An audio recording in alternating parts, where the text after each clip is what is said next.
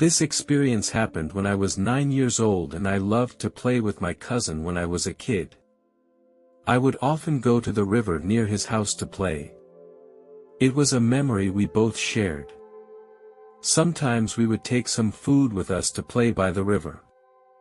It was a summer afternoon and the weather was very hot. My cousin and I decided to go to the river to play. While playing by the river, we met a stray dog.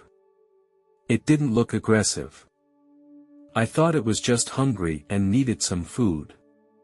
When I tried to hand it a piece of bread, suddenly the dog lunged at me and I was very scared. I fell to the ground and then it pinned itself on top of me and kept biting me. In the process, I felt like a defenseless rag doll.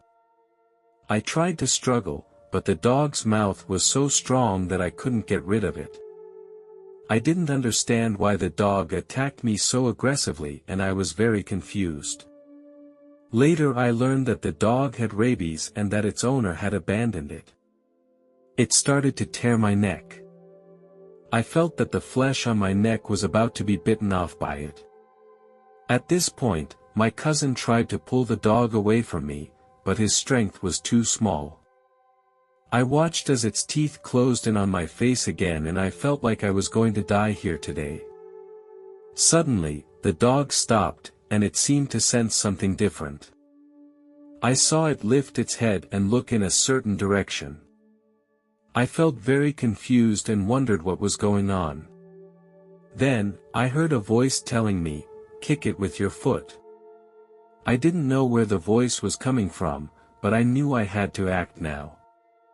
I lifted my foot and kicked hard at the dog. I felt my body fill with power. I kicked the dog out of the air. It flew far in the air and then fell to the ground. I felt like I had just accomplished something supernatural. It seemed impossible to me that even a grown man could kick something that high. I didn't know where the sound came from, but I knew it was a miracle. I knew my life had been saved. When I stood up, I didn't feel very much pain. My cousin was ready to help me home, and we walked home along the path. As we were approaching home, I saw my family running toward me from a distance.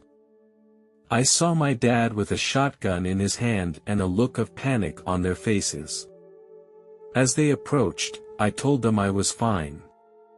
My father took me to the hospital in town for a brief bandage. Then we went home. When I woke up the next morning, my throat felt very uncomfortable.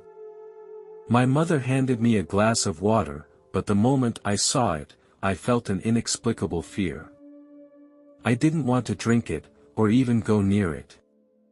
After a while, I was covered in sweat. My body began to jerk uncontrollably. My father saw that the situation was getting worse and was ready to take me to the hospital. I still remember the scene. I was lying in the back seat with my head on my mother's lap. My mind was in turmoil and I could feel the pain all over my body. My mom was holding my hand tightly and mouthing my name. I knew she was very scared.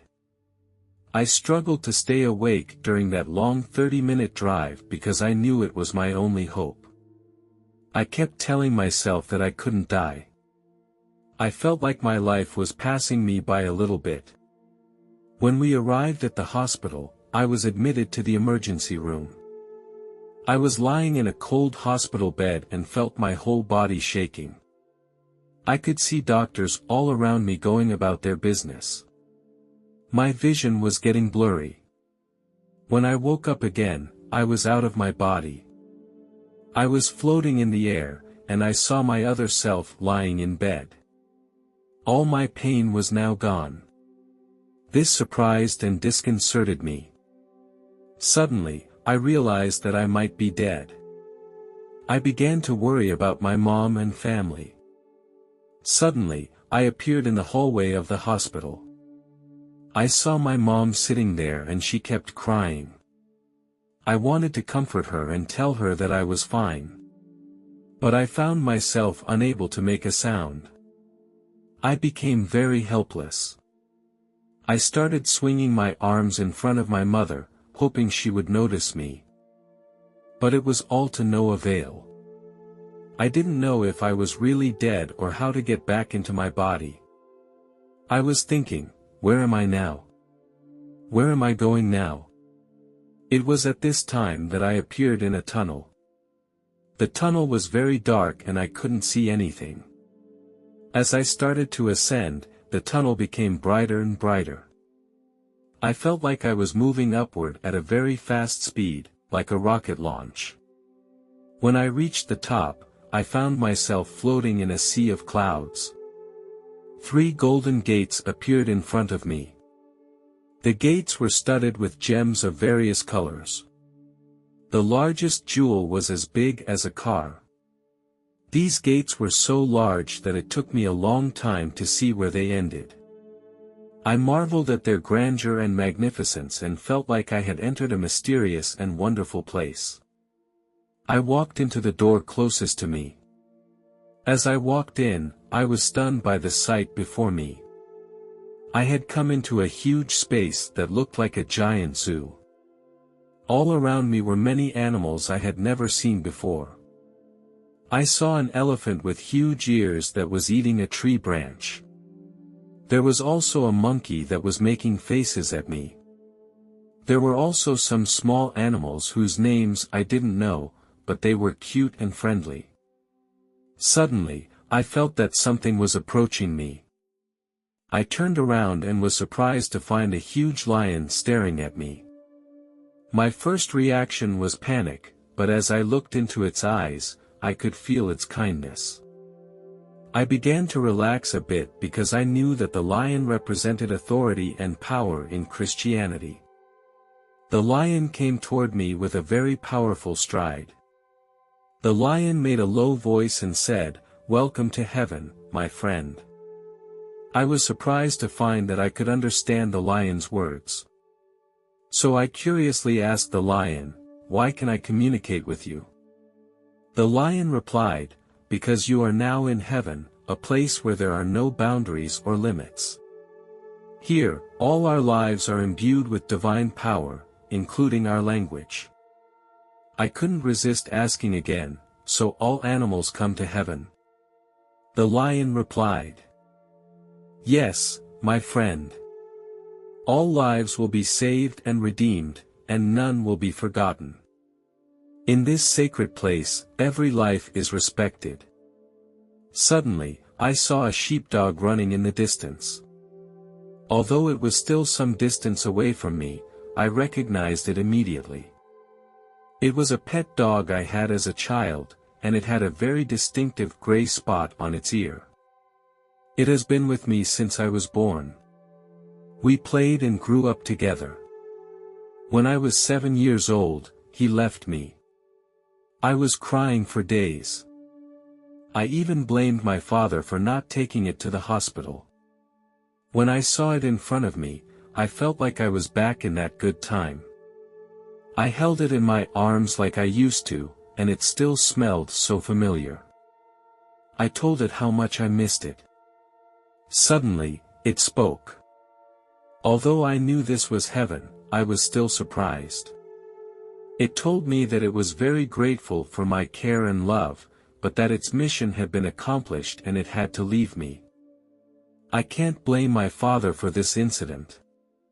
I realized that every life has its own unique meaning. Not only humans, but all animals have their own mission. Suddenly, its body gradually became a blur, and finally disappeared into the air. Everything around me was slowly disappearing. Suddenly, a light appeared in front of my left. When that light appeared in front of my left, I felt a strong feeling of love. This feeling made me feel very comfortable and satisfied. Suddenly, I heard a male voice. He told me, "Your time is up." I didn't understand what it meant, so I asked him, "Who are you? I don't understand what you are talking about." He replied, "It's time to go back." I don't want to go back, I want to stay in this place of love. He gave me a reason, my mom needed me. For the sake of my family, I knew I had to go back. When I opened my eyes, it was the next morning. I found myself lying in a hospital bed. I looked out the window and saw Jesus. He radiated a dazzling light around him. He had eyes full of love and wisdom, and he also had golden brown hair and a beard. His smile made me feel peaceful. And he seemed to affirm my choice. At that moment, my mom walked in. I turned my head to my mom and asked her if she saw Jesus in the window. She looked worried and told me she hadn't seen anything and that I might be hallucinating. I heard her words and felt a little lost in my heart. Could I really be hallucinating? But my experience was so real again. Many years have passed since this experience, but I can recall many details every time. Later, I became a volunteer for an animal protection organization. I deeply realized that animals need our help more than humans. They cannot protect themselves as we humans can. This organization mainly rescues some animals that have been abandoned by their owners. These animals' ability to survive in the wild has deteriorated and they need our help to continue to survive. In my work with this organization, I have seen many scenes of animals being abused and abandoned, and I have experienced many touching stories. One in particular made a deep impression on me. I remember when we found a stray dog in an isolated area. It was curled up in a corner with wounds from abuse. We approached it slowly, trying to convince it that we would not hurt it. However, it kept looking at us warily. I realized that the dog had probably been abandoned by its owner for a long time and was hostile to humans. We spent a lot of time and effort to make it gradually develop trust in us. We brought food and water to feed it. We took it to the hospital to receive treatment. With us by its side, it gradually adapted to its new environment. Slowly, the hostility in its eyes disappeared. Its tail began to wag and make happy noises. When the dog was fully recovered, we started to look for a suitable home for it. Eventually, a kind person took it in. It could finally live in peace and enjoy the warmth given by humans. Therefore, I would like to urge everyone not to hurt animals. We can choose to adopt pets and let them find a sense of belonging and security in our families. Let them get the right to live in this world as they deserve.